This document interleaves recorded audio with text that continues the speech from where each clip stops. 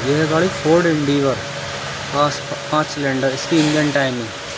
ये हमारी है केम शाफ्ट की।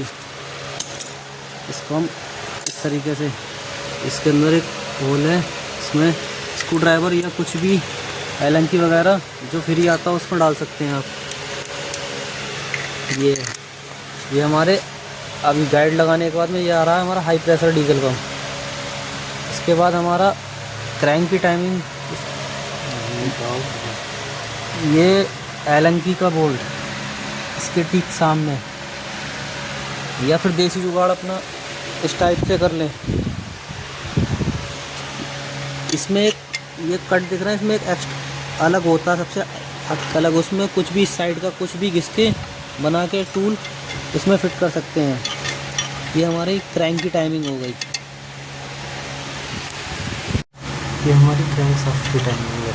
इसको हम क्रैंक सेंसर ओपन करने के बाद में इसमें हम कुछ टूल बना के इस तरीके का डिफरेंट होल होता है, सबसे डिफरेंट होल है, इसी में एयर टाइमिंग में क्रैंक शाफ्ट लॉक होगा। और ये हमारे फैन भाई इसकी क्रैंक शाफ्ट के बोल्ट टाइट कर रहे हैं। इसके वीडियो अच्छी लगी हो तो लाइक करें, चैनल को सब्सक्राइब करें ऐसी वीडियो देखने के लिए।